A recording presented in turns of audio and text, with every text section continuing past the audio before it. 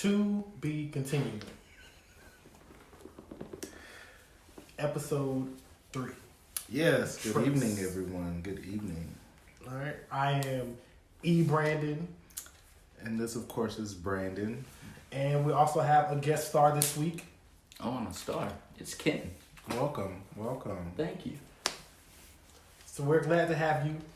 So this week we're going to be talking about finances and how you can be, or how we can all be more independent. Because it's like I've been saying since the first couple of weeks, the white man always trying to hold us down. And so we got to figure out how to come from underneath that bosom of the white man. I feel more like the boot on my trachea. Yeah, because if it's the bosom, that means they're I was about to say nurturing the you. bosom. I was about to say the bosom seemed like it seems nice. So yeah, that was my fault for you. Unless they're suffocating me by the chokehold. Right. Capitalism just got a chokehold on everybody. on me. Right. Oh, I love Everybody capitalism. except the 1%. Great conversation then. Absolutely. But again, once again, it's another conversation that is going to be continued, which is why we're here today. All right. I don't know when this episode is going to come out because last time I gave a date, I got sick. Chile. I got sick. I'm still kind of recovering. So if you hear me, coughing or clearing my throat a little bit,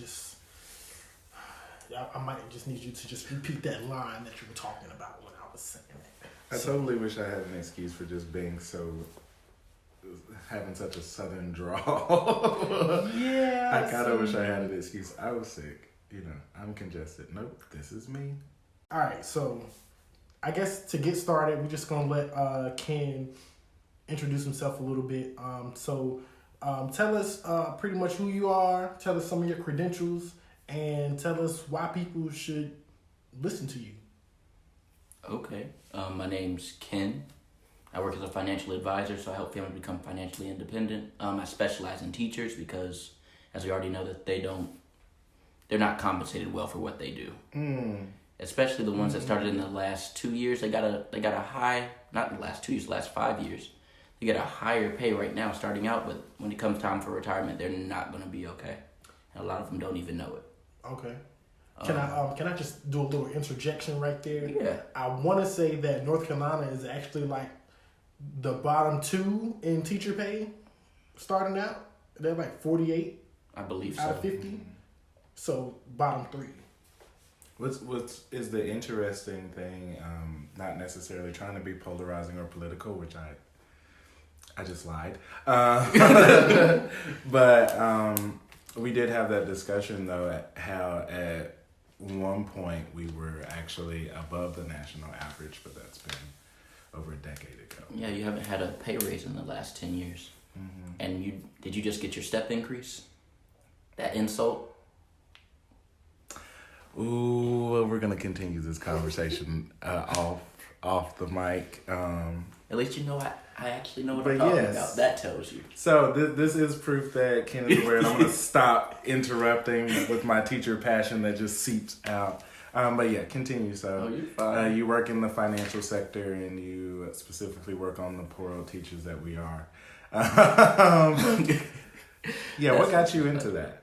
My dad started with the company first, so then I just decided to join in with him. Found that I loved it. Not using my degrees. That's a story for another day.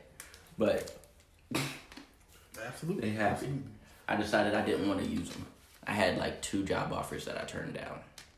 Because I feel like even if you're going to be making $100,000, if you get a job offer, if you end up working for yourself as like an independent contractor, you're better off because that, even if you're making like $60,000, because that $60K is free. Right, you can go do what you want with it. Whereas with that $100K, I was going to be stuck at a desk or in a lab. So I didn't want that. That's about it about me. Okay. I think what's fortunate about what you just mentioned is the fact that you have a skill set that allowed you to tap into other opportunities in some way. Could you expound on that for me? Yeah, I mean, like, to think about me, just not to make it about myself, but to think about me, my degree is in elementary education. I'm licensed K-6. And so when I graduated college, that was the focus, to find a licensed K6 position.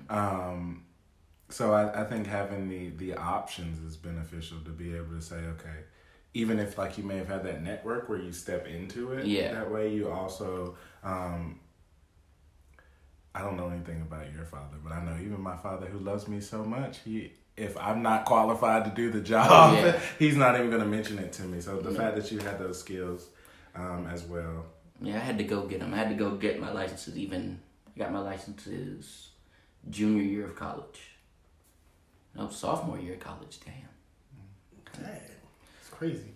Well, I know for me personally, my degree is in damn liberal studies, so it ain't like what I'm gonna do with that anyway. So, you get some tastes of different things. You get tastes of different things. So, I mean, I wouldn't count it out. And currently, if you have a bachelor's degree nowadays, it's like a high school diploma. Pretty much. So they don't even care what it's in for the most part. So we about to go back to school.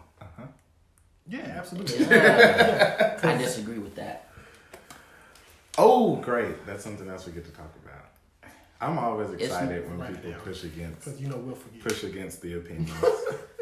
We will forget. I'm very forgetful sometimes, at times. So we'll see. But so that was a good intro from Ken. So I guess we'll start. We'll ask a few questions as we go on and get deeper into the conversation. We'll take breaks and pauses, and just to kind of make sure everybody's on the same page and make sure that we're all good, right? Yeah, it works for me. Okay, so I guess my first question would be what is financial independence? So financial independence is being that you have your money coming in independent of you. So it means either be that investments, maybe you own properties or something of that nature, and it's just bringing you money, maybe an online store, any avenue that doesn't require you to put your hands on it for it to make money. Because money doesn't get sick, money doesn't get tired, money doesn't have to go to sleep. It works while you're asleep. See, that's what I need. I need a residual income. Yes. It's the best way. That's when you're truly financially independent, when it doesn't require you. Are you familiar with the term FIRE? Yes. Financially independent, retire early. Yes. My girlfriend introduced me to it. Absolutely. I was listening to another podcast called Paychecks and Balances, and they were talking about that, how a lot of people, they try to help people, become, use the FIRE, attain that FIRE acronym. But they also said that it's not for everybody. It's not, because I'm sure with listening you heard that the sacrifices that people end up making. A lot of times earlier on, like even doctors, when they're making the sacrifices, they might choose to go work because my girlfriend's going to be she's going to med school in 2021. Yeah. So she's really into FIRE because they have like a FIRE MD section on Reddit. So she goes on there and just hearing what they do, like some of them, they'll even go work in an underprivileged area where it's like really rural. Some of them will be of color and they'll be in more rural racist areas just so they can achieve it. It's crazy what they go through. Well, I mean, I guess it's like they said, it's not for everybody, And I guess one thing people kind of need to understand, that if you are trying to become financially independent, is there are a number of factors, I guess, that could possibly affect.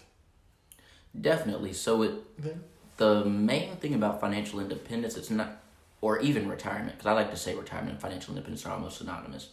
Retirement is not an age, it's more so a number. Because if you don't have enough money to generate the amount of money that you have now, you can't keep even your current standard of living. You're going to be SOL. Just sitting here, you're going to end up at Walmart, Target, or Lowe's saying, hello, how can I help you?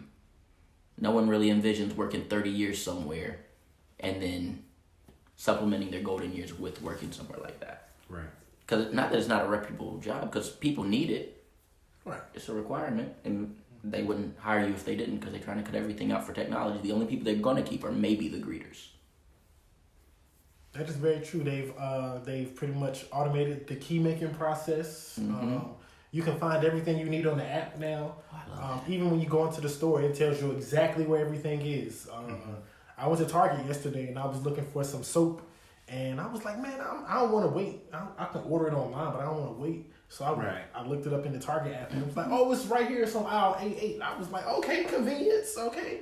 Now, finding aisle A8 was... Yeah, even look at the little map they have on there. So. Right. Absolutely. But I'm going to rewind it here a little bit. You said retirement isn't necessarily an age, it's a number. Correct. What does that mean? So it's an amount of money that you need to have. You need to have set aside for yourself, because say you're age 60, your expenses are $2,000. But just to put in as an example, a lot of teachers that I'll meet with that have started within the last 6 to 7 years, 5 to 7 years, their retirement check is like $1,200 before taxes. Yeah. That's not good. Not at all. Especially considering the fact that most of them get paid more than that now, and they are already not. Yeah, you get paid. Maximum state retirement in North Carolina is 54% of what you used to make. Doesn't matter if you work 31 years, 32. It's not going to really help you. It may increase it by maybe $5 a month. Ooh, It really gets me upset because my mom's a former teacher. I'm just trying to be quiet because I get heated that's real a quick. mind fuck. Oh my goodness. That's it. Yeah, my mom's a former teacher. She's fact that you work twice. for less than you deserve for 30 years just to get even less than you deserve in the end. And then we're not. My dad calls it social insecurity. It'll be around for the teachers that are about to retire in the next 10 years, but we just don't know how much it's going to be for them. And then people like us, you might as well forget it. For the most part, it might still be around, but it's going to be pennies. But I mean, to me, a lot of that is just the unsustainable habits. Yeah. Of not just people in general, but I think the systems that we set up aren't as sustainable as we would hope they would be. Very true. And so we end up running out of time and running out of money because I don't know if we didn't expect it to be there or things have just changed and we never adapted that system to change with it. I mean, the same as what we get paid now doesn't necessarily take into consideration any inflation. It's after the recession. It's after the recession and you're still paying us as if we're so money scarce in the state and things of that sort. And so Loki on the verge of another recession. Right. And I mean, the market's definitely due for a correction. Yeah. And I mean, I think coming from a teacher's perspective, because you were making it like a young teacher sometimes, coming out of school like me, I'm not going to say I made the best financial decision in college. So I basically came out with nothing but student loan debt. But I've had to try to build and amass the simple things like a car and a place to live and things like that and survive all on my own. But it's your paycheck not keeping up with that. And the only reason I can survive now is because I live in a county with a supplement. But my first county had no supplement. When I tell you it was hard to, Peter and Paul already robbed. I'm going to Matthew and Mark now. Oh, God. And it was the fact that, I was just trying to build the things that I had, that I needed. I needed a car, I needed insurance, I needed to make sure that I had these things taken care of, and it was a lot to deal with not even a supplement. So now it's that bit gets snatched away in retirement, but I'm that ain't nothing when I finally am able to use it. That little 6% they take out every month. And it hurts. Yeah. Because I'm ooh, that's out my check. But then I'm okay, it's going there. But then when I get there 30 years down the line, I'm well, 24 now. Counting down the years, 24 now. You go. Well, I guess the good thing about most retirement funds is that they're transferable. So if you were to, I guess, change careers, you may be able to transfer that over. We only really recommend doing that to people. This is not any investment advice. But unless you're absolutely sure you're not going back to that type of job or job in that state. Because if you plan on maybe coming back, then that can amass by itself. But a lot of times, like we do this all the time. We'll do what's called a rollover. Like people who were, say I had a client, they were teaching in Las Vegas. They had like, I think they had $36,000 there. They were able to roll over to privatize it for them, because they said they're never going back there. So it's only recommended if you're never going back to that career, typically, because you start back at square one. If you take that out, like say if you were to leave, however many years you have, you'd forfeit those if you pulled the money out the retirement account. And you're not gonna gain those years back in your life, so you know. Just rewind 16 years and let me start over again. Yeah, because I just wanted to come back, you know. Right. Or you'll have that retirement party for that one older teacher. They'll be gone for 2 years and they come back saying, I miss the babies. Did they miss the babies, Brandon? This age? I will say I've talked with colleagues, and that is sometimes something that holds people back from retiring when they reach the age. Like, you know, what if I come in 22, 30 years, I'll be 52. And it's like, some can't get to that 52 and be comfortable. Yeah. And a lot of times it's because you've had families, your kids may be going through college at the moment. You know, you're trying to pay off your house if you need to and things like that. And so it's like this difficult juggling act of, you know, how much can I afford? Yeah, and on top of that, to say I'm done, you know.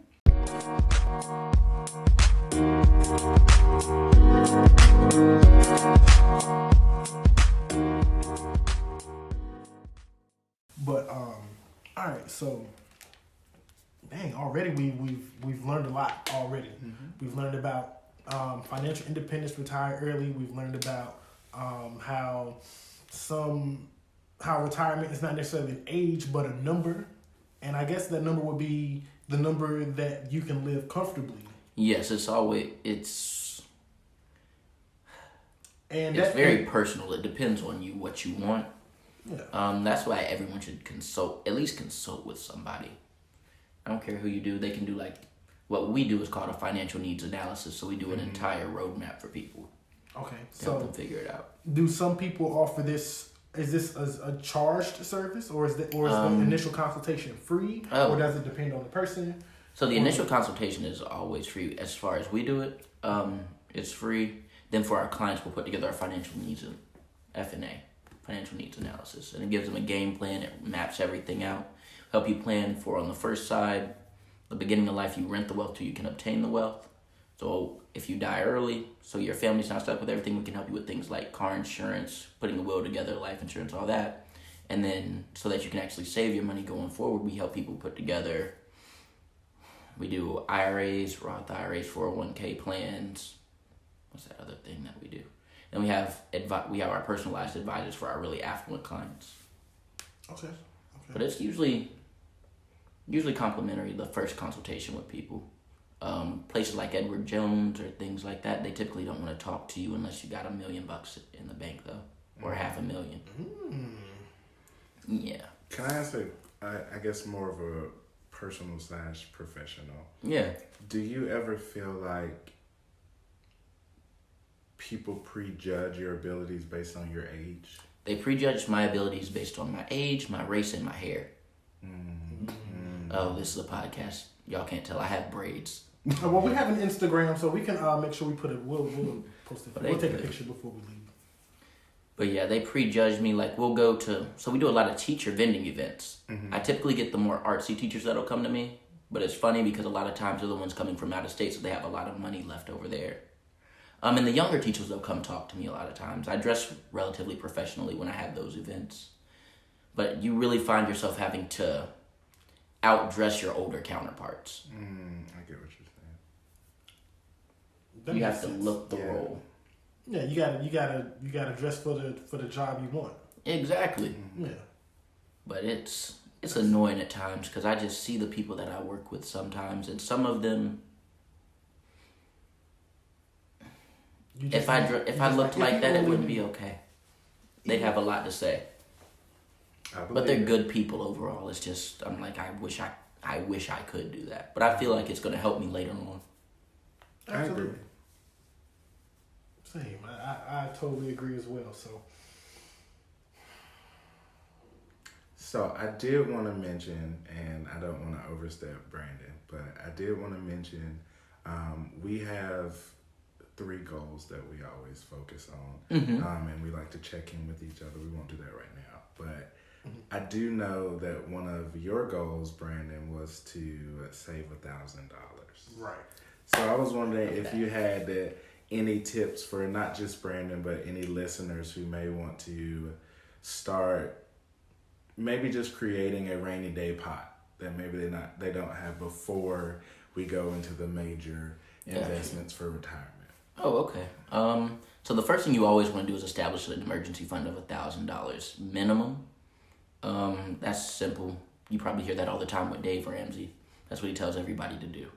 It's perfect. It's a perfect thing. The way that I first started getting mine set up, I found that a lot of times when I used to work at Verizon, well, we'll say Verizon tech support, I would get paid bi-weekly. So I would find that I'm always paying all my bills all at the same time. So then it's like, oh, now I don't really have the money because I want to go out to the movies, go out to eat or whatnot. So I started paying myself first, so you can turn on the auto draft. And I also started paying my bills through my bank bi-weekly. So I would split what my bills were in half. You find that every 2 weeks it's a lot more manageable because you know that money's already gone. It's out of there. It's out of your pocket. And then you know this is what I have to work with. Because a lot of people we find aren't disciplined. Especially when I'm not disciplined either. That's why you gotta. I'm those people. You gotta just drag me if you want. Yeah, myself included. You gotta circumvent yourself. You gotta. And it's a lot tougher than what people kind of give credit for. Yeah, it's a lot easier. Especially when you live in paycheck to paycheck, it's hard. Because, like you said, it feels as though all of your bills are coming out all at once, and you're just like, oh my God, you're overwhelmed. And I mean, for me, getting paid at the end of each month, all of my bills are literally waiting on me. At the same time. I mean, I get paid on the 20th because it's in December and we get out earlier, but I know that there are some that are just, let's get to the 25th before we snatch that out, and I'm like, just take it now. Just they take won't even it. pull it on the 25th. Yeah, I'm like, pull the Band-Aid off. Just take it now. It's gonna be before or after. Right. But it's gonna be one of those days. But yeah, it's just for me personally, it's really just been, it's like you said, a lack of discipline. Yeah. Because even if you go back and look at, the transactions, you don't realize how much those small transactions add up when it comes to your spending habits. Right. You spend, $5 on breakfast here or $8 on lunch there. Delivery fee here. Right, $3 delivery fees. Shipping and things like that. And you just look at all that stuff sometimes and you just sit there and you're just like, man, that's a lot. I spend a lot of money in little transactions. And maybe that's something I just need to start being more cognizant of. And there's a lot of apps that are good for that too.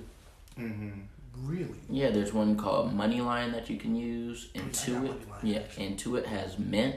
That's a great app. I use Mint, yeah. I started using Mint, but I haven't been on it like I should be. So I'm probably going to go ahead and go back and start put in your doing that. Yeah, you can make a free budget on an app. It's called Every Dollar. And then you can go put that into Mint so that you have an idea. I used the first 3 months to calibrate my spending. Because after I quit my job and started just working with full-time with my pops, it was like, where is everything at now? And it seems like everything wants to go wrong when you're trying to follow what you really want to do. Somebody speak a word on today. Right. Because that's exactly what's pretty much going on. Just as you try to transition, it's more of, okay, so what else can go wrong now? Exactly. So that's exactly how I feel. Because I'm trying to transition from one job to a new job, and then it's just everything is kind of just... Right. Do I really want to transition? Am I going to be able to go, 2 weeks or so without a check? Yeah. Yeah. And you know, from our conversations, the same thing of thinking about the different paths that I want to take, but then it's like, what holds you back the most sometimes is, can I take this hit financially? Mm-hmm. And without those rainy day funds, or without, you know, some, I guess, longer term investment in yourself, sometimes those transitions are left in this haphazard area that you just don't want to step foot in, because you know it's chaos right now, because there's nothing to kind of structure or bind all of your plans together financially to make sure you can do it. Yeah, it's a huge barrier to entry. So you said establishing, you know, more so of a budget. Establishing a budget is, like I said, that's the imperative part. Mm-hmm. But even if you can't do that, just setting up your bills so that you know when they're coming out. So instead of me having the merchant or whoever it is pull the money from me, I make sure I'm sending it to them through my, just through your online bill pay. I don't know. Yeah. I don't know. State Employees has it now. Mm-hmm. But I used to have PNC before they were messing everything up. But that's neither here nor there. It'd be like that sometimes. It'd be like that sometimes. It'd be like that sometimes. So, but just sending stuff yourself, because as soon as you see that it's in your account, it's spent in your head. Mm-hmm. At least that's how I am. I don't know if that's everybody, but I see I got it. I'm like, oh, I can do this and that. Right. Oh, wait, Verizon is due today, and that's $180. Oh, okay.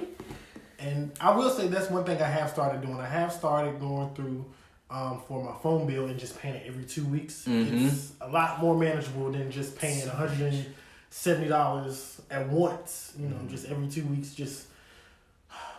I've been setting up the payment arrangement, but I think I'm gonna just start going through and just start doing it myself. Yeah, you trying to do it like that. Yeah, I was about to say payment arrangement is really kind of like, oh my God, you're behind. And you need to catch up. Oh, you're gonna have this $5 fee on your bill. I'm telling you. Look, I'm just like, really, you charge me more money for not having it right now? Is that what we're gonna do today? Hey, the Verizon's great. The war on the poor. You can't tell me that's not a war on poor people, but I'm just gonna keep going. But you know what? But hey, they're giving you the services for extra time instead of cutting it off, because it's within their right to fully cut it off for you. Mm-hmm. Which is true. And I'm glad most companies have not most companies, but some companies have a grace period. You know? Mm-hmm. I know where I work, we do have a grace period. We have a 5-day grace period where it's like you pay the rent on your house, you got a 5-day grace period. Mm-hmm. Right. The 6th day, that's when you'll get your late fee. And the late fees vary, you know, based on, you know, how much stuff costs. Got you. I mean, I don't know. Sometimes I can't stand the war on poor people. I'm sorry, I got distracted. I understand. Because the reflection from, I don't know what is reflecting on this wall, but it kind of looks like a person. Right there? Yes. A girl looking down at her doggy. I totally thought that was paint. Oh no, it's the mirror. Yeah. Now I see, but I totally thought that was paint right there the whole time. I don't know. I'm sorry. I get distracted. Oh, you're fine. But like the war on poor people, girl. How you charge somebody for not having money? I just think I think what annoys me the most, and of course, you know, there are laws and policies that allow such a thing, but I'm just like, say I have $299 in my account, all right, and say that I have a bill that's for $301. Oh. You charge me $12 in the case of, you know, my bank. I'm not going to name the bank, but you charge me $12 in a late fee and the bill's still not paid. But now you've also subtracted $12 from my funds. So now I have $275. And I'm like, or $285. But I'm like, you're taking money even though the bill can still not be paid, and you're punishing me for what? That the transaction didn't go through? It's not like you paid it for me. You know, you didn't say, here are the other $2 and we'll just take this out of your next paycheck. It's like, no, we're going to charge you $12 and then you still owe these people too. You know? And that's the part that kills me sometimes, and why we get into the conversation of the war on poor people, because when we say poor, it's not necessarily that you're at $0 and 0 cents, but it's more so that it's not like I don't go to work every day. Mm-hmm. And it's not like I try to live some extravagant lifestyle, because I don't think either of us do. I just think it's a part of life and growing when sometimes your best examples aren't people you know or people that you have some type of relationship with. Your best examples are people that you see on TV. Mm-hmm. And the details are so minute that you're not able to necessarily vicariously live their path. Meaning, I'm not going to go through the same struggles you did necessarily, because I don't know what those are. And you're not going to share those. You're just showing your success. Mm-hmm. And this is what I am because I did this. And I'm like, what were the other pieces? Like, did you get a $1,000 investment from someone that you were able? There's no one that's going to be able to give me a $1,000 investment. You know? And so, you know, it's things like that sometimes I go through, but this, of course, is just the side of Brandon that's not happy with the system. But thank you for mentioning things that kind of help us navigate the system, because it's not going away. Never. It's not going away. They say you either get down or lay down. Pretty much. That's Too it. many people are laying down. And I think, look, get the avoid boot it. off my throat and let's go, you know? I think for me, it's really just more of being able to kind of do what I want. You know, for me, that I guess that kind of for me would be financial independence. You know, just being able to do what I want when I want to do it. You know, if I decide, Right. you know, today I want to go catch a one-way ticket to Vegas for a couple of days and then come back whenever I feel like it, And not look at your bank and balance not while have to you're look doing at the bank Right. account. You know, Right. I feel like that would be, you know, to me that would be financial independence. That was a very extravagant example. No, They but got I the point totally across, understand. but- You felt inspired to do something and you did it. Yeah, Just And pick because up you and- could, you know. yeah. I guess to make it more relatable. I mean, even in this sense, I can't even go to the movies. Child. You know, I can't even. Well, I could, but then it's just like if I go to the movies, well, what's not gonna get paid? Right. You know, And I know it's bad, but every time I get a paycheck, I have to treat myself to at least one meal. Like, Yeah, it that's may what I not be used at to a do. restaurant, but I might spend $7 on Chinese food. And I'm sorry, but I know I'm gonna be eating beans, rice, spaghetti for the rest of the month. I'm gonna eat this vegetable fried rice, and I'm gonna enjoy this egg roll, and you ain't gonna tell me nothing. Ooh, egg roll. But you know, I had some Chinese last night. That was good. don't get paid until Friday, but that's where we're going. No. But you know, I think it's sometimes dealing with the life that we live. Sometimes what keeps us going is those small moments of just instant gratification. Mm-hmm. And it's trying to find the balance between how many times can I have this before it becomes a problem, and then being able to recognize that problem. Like, all of these little things, like you said, do add up. At all times. So it's like, okay, if I spend this $8, it's the only $8 I'm going to be spending on frivolous things. Do I want that at the end or at the beginning or midway through? But I'm only going to get this one choice right now, you know. So seeking that financial independence with, you know, I need some caffeine. Let me go get this soda that I know I can afford, and it's not going to take the last $2 out of my account. Because you know they're going to charge me $12 when that $2.99 Apple storage come out, you know? It's kind of like a. I set that stuff up on my Cash App card. Oh, that's another thing. Things are non-essential. If you really just dealing with it that way, set it up with Cash App. Now I do have some things that come off my Cash App card, like my Apple Music subscription. Yeah. Shout out student subscription, because if you still got your .edu, I even sure if you graduated, guess what? Aggies.ncat.edu. yes, sir. I got it. Okay, save that $5 a month. I'm telling you. But Help us. If you got Verizon, it just comes with your phone plan. Well, I can't. Well, shit, I might as well be damn paying for Verizon as I'm much as I'm telling paying. you. I'm telling you. How many phones you got? And I made the stupid mistake of getting a new phone last summer. Technically, I only got one phone, which is this one, but I'm paying for 3 lines, because 2 lines one of the lines is free. Mm-hmm. So it was like when I got the second line, it was supposed to be because Will was going to be joining, the plan, but things have since hit the fan. So and I'm also, the only reason I haven't canceled the other 2 lines is because Netflix is included. Look, I understand. But if it's the difference in you But pay I for was also Netflix. thinking that. I was about to say, I might as well just pay for the $12 out my damn bank account. Mm-hmm. Yeah, because if you're paying for... If I'm paying, because right now I'm paying $170 something. I think I'm It's usually like $30 a line for most phone plans. Yeah.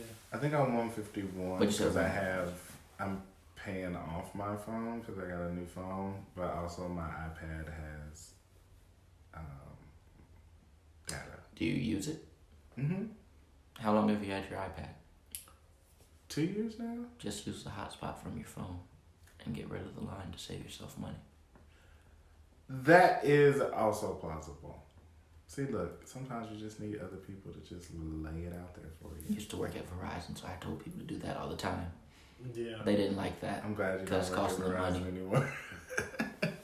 They used to cost them money. Well, I guess before I added these other 2 lines, I was only paying like 101, 105, something like that, somewhere in between there. So I might as well just because they'll save me $70 a month. Before I got my new phone, I had like gotten it down to like 103, I think, and I was like, oh, that's so much better because I had paid off things and. I was like, let me get this. Shouldn't have gotten it. That's another thing I need to get out of, like financing things. Like, Yeah. Especially like accessories. Girl, just fucking pay the $20. That's what you tell yourself. You're like, Just pay the fucking $20. pay it now. You're like, oh no. But it's same as cash. Right. You know, it's not going to charge me any interest. Well, you just pay the tax right now. And Right. It'll just be an extra $1 every month. Girl, like, just pay it. No, I'm going to just go ahead and pay it. Like, I need to do that. But. And I think it's important to admit that these are just not easy habits to break, because for a lot of us these things are like generational. And it's like you're being like a first generation college student. I'm trying to break this cycle, but it's so hard because I lived so much of my life not being able to get anything, and then it's like now you can get something, and it may not be top notch 5-star everything, but it's just like, ooh, wow, I can do this. And it kills you half the time. But it's like, what's the alternative? Like, you've seen the alternative. And so it's interesting to that dynamic of what's metaphorically been ingrained in you and how you have to break out of that in order to take those next steps. True. Yeah, it's a lot tougher than it sounds. Well, I mean, you could just stop doing it. I mean, easier said. I could, yeah. I was gonna say I could, but I mean, if it was that easy, don't you think I tried that? You could just go lose weight right now. Right, that's what I'm saying. You could just do it. Just go to the gym. Right, Just work that way. Well, exactly. First of all, speaking of gym, you gotta find the motivation first to even go, and then, don't let it be too far away, because then that's just another excuse. You could say, but I got gas, and it's like a 20-minute drive. That's 40 minutes. I ain't going nowhere else. Or you can just be like me, and the gym's right next to your apartment, and you still don't go. You have to tell I yourself. did go for like that. People like, have seen pictures of me. They know I'm not working out at all.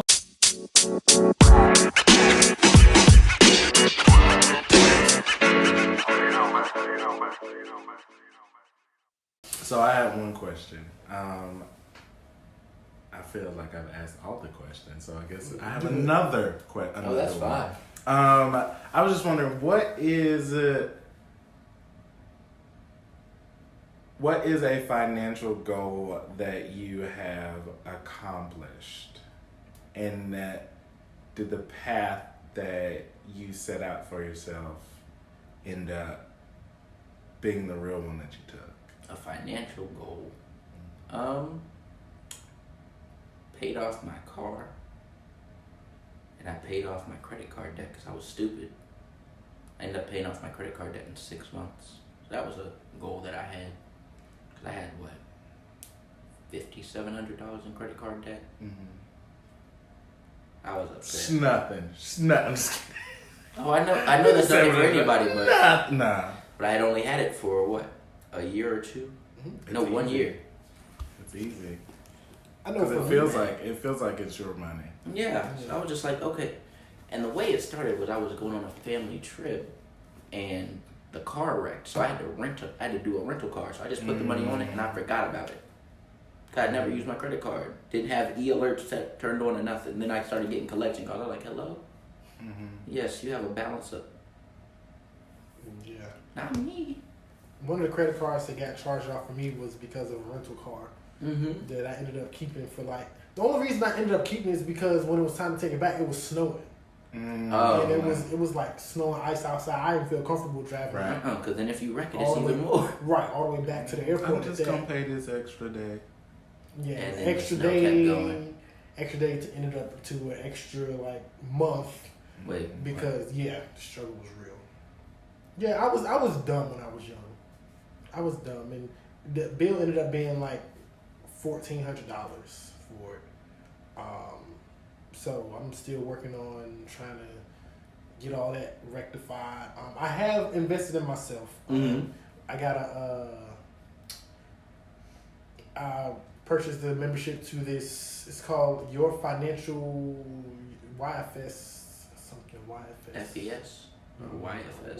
Your Financial Simplicity, something like that. But it's black owned, and he lays out pretty much a lot of different things as far as budgeting. He does he does credit repair. He does like how to build a business credit, how to start a business. He has a lot of different courses that he offers, and it's really self-help. So if it's one thing to purchase it, but it's another thing to be consistent and be disciplined enough to do these things yourself. And that's one thing I have kind of noticed that I have fallen off the wagon from the beginning. A good read to help with that is The Power of Consistency. I forget who it's by. I know The Power of Consistency because it's a book. When I was rehearsing for my Beyonce, I saw the results of consistency. That's true. You know, and just how you keep rehearsing and you keep watching it and you keep doing it and you just get better at it, right? Right. But also, I think that was something that was freeing. It wasn't as binding as you think of. Financial responsibility. It was something you just wanted to do. And having to pay what you owe. Child. And so that's one thing. I have drafted my first letter to send off to a creditor to see if they will settle, a debt with me. And even though it's settled, I kind of want them to delete it off my credit report. So I just want to, and I want you to say paid in full, delete it off my credit report. Credit itself is just a conversation on its own. It really is. I won't even start to have, but I think that's one that we should definitely table for a later because it's interesting. There's no universal education on it. And for finances, for a lot of people, it's like... It's different for everybody. It's different for everyone, but also for people who are new to like life. And to step out into that situation, especially college students, right? To be continued. But I know we're approaching time, so I just wanted to go back to the thing that you mentioned earlier. Okay, which thing? Where we talked about going back to school, and you.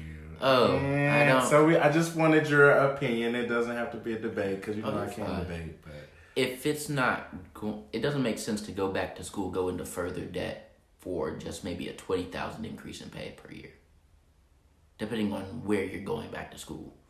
Because I know people that I went to school with. One of my friends, they graduated.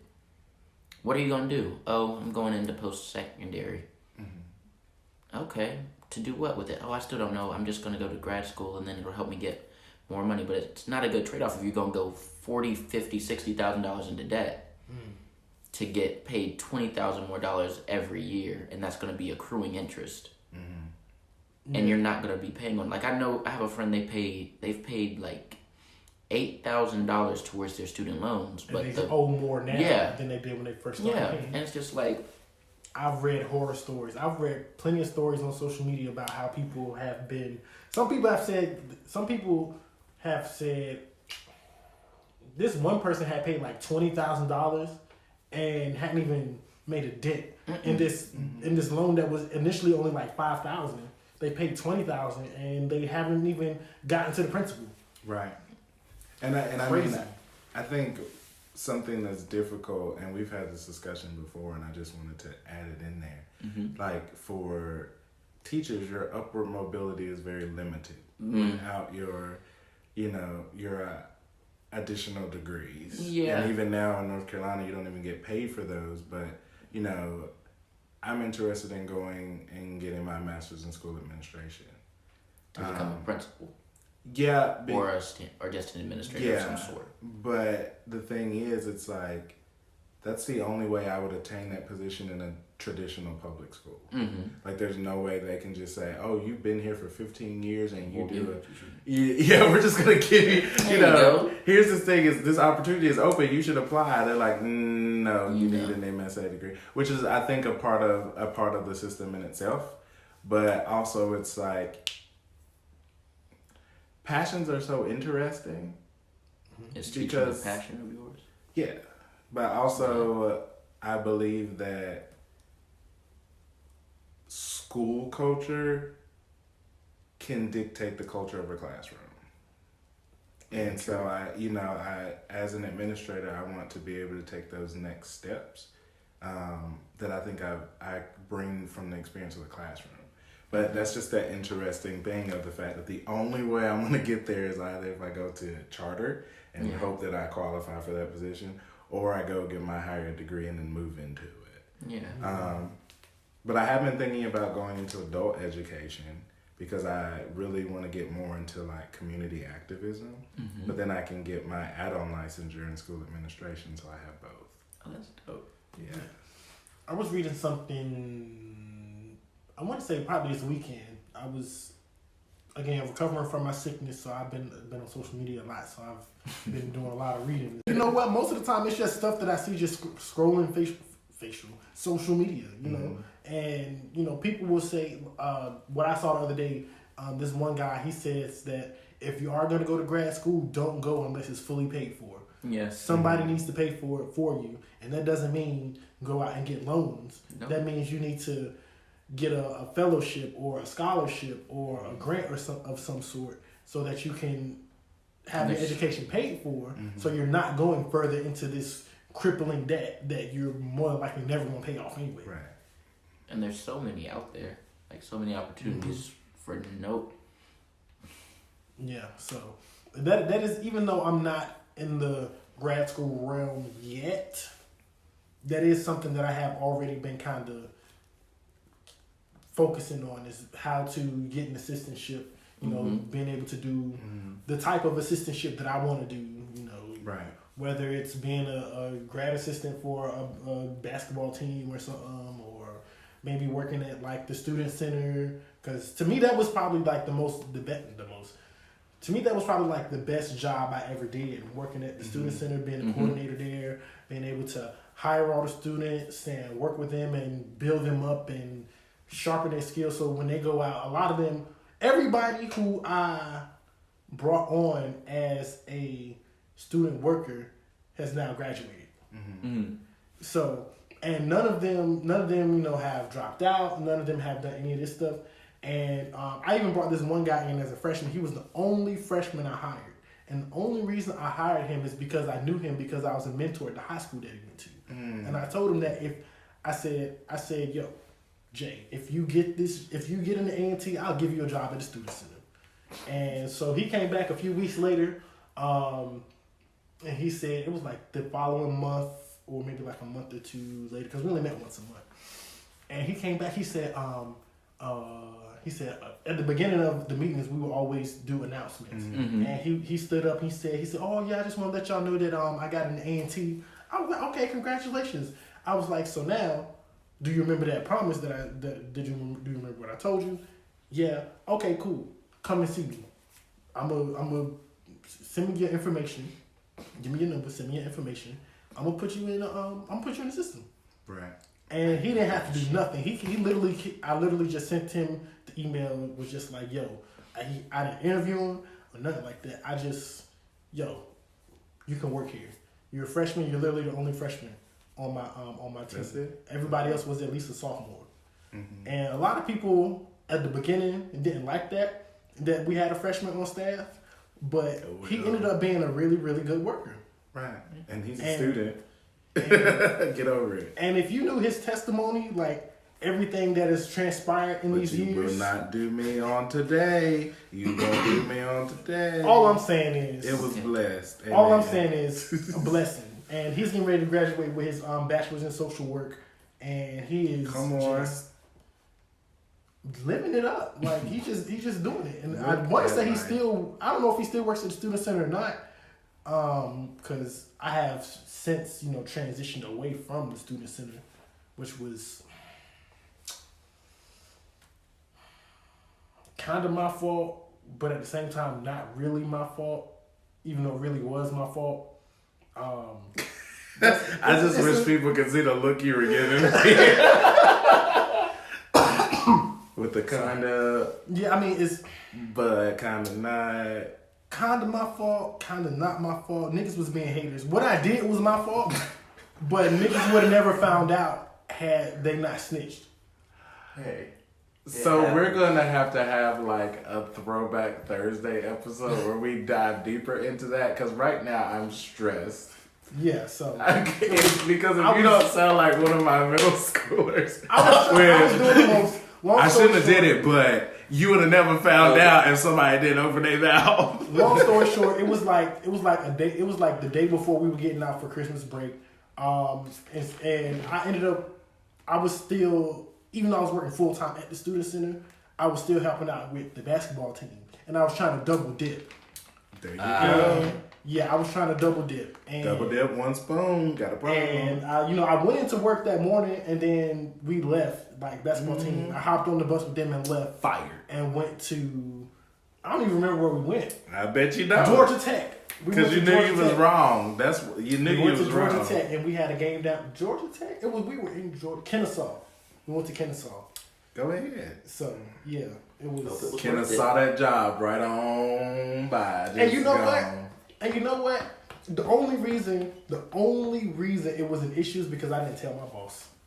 Because me and her was cool. That's professionalism 101. And we were cool, but she was off, and I didn't want to bother her because she had already taken. So you just left the prior week. So you just left. Like, yeah, pretty much. Well, she had to fire you to cover her ass. No, because she would have never known had hating ass old boy hadn't come over there. Yeah, with him. Because the reason I say he was a hater is because he literally came over there just to fuck with me.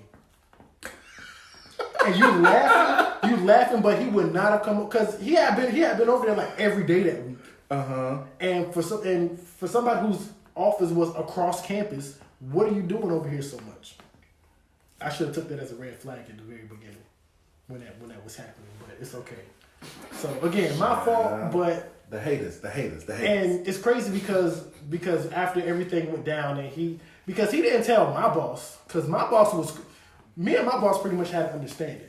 This conversation is not going to be too continued because we're going to finish it right here. We're going to finish it right here.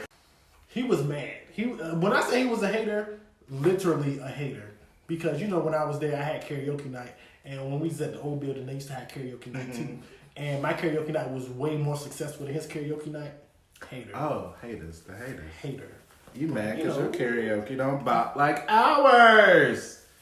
She even shut our karaoke down a few times. Shade. Because it was too hype. It was too lit. Oh, I like the karaoke. That's what I'm saying. Everybody likes the karaoke. Like people to I was talking about at the old student center. I don't know if that was the one that was yours.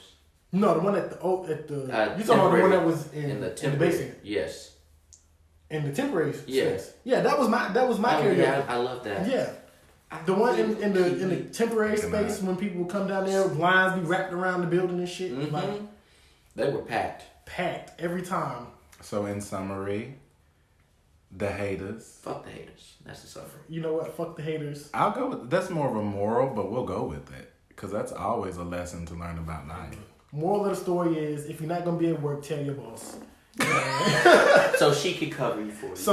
So we can be on the same page. So she can be like, oh well. He told me. So you continue making the coin so that you can then be doing the job financially independent. Yeah. All right.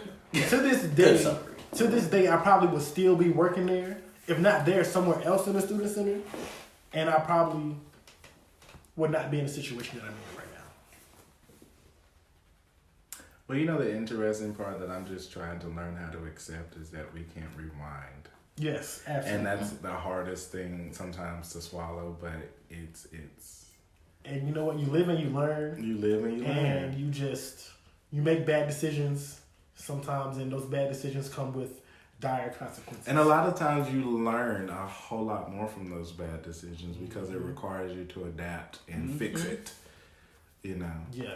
So a lot has happened since then. Have not found my niche, if you will, but getting there. I do want to have a conversation on another podcast about imposter syndrome because I feel like we've been having those discussions. And you know, Ken, if you want to join us again, feel free because imposter syndrome is real. I don't belong here. But we do want to thank you, Ken. Is there any way that folks can follow you? We always like to give shout outs if you want the attention. Oh no, I'm good. Oh, see, he said, no ma'am, just take my advice and I'm good being me. No. However, if you do want to follow us at To Be Continued PC. Good plug. At TOBE Continued PC. Again, follow us on Twitter and Instagram. You can also hashtag us on Twitter if you want to join the conversation. If you learned anything this week, if you have any questions about anything, if you have any questions for Ken, just let us know. We can relay it to him, and we'll have them answer for you. Hashtag To Be Continued PC. And speaking of which, this conversation is To Be Continued.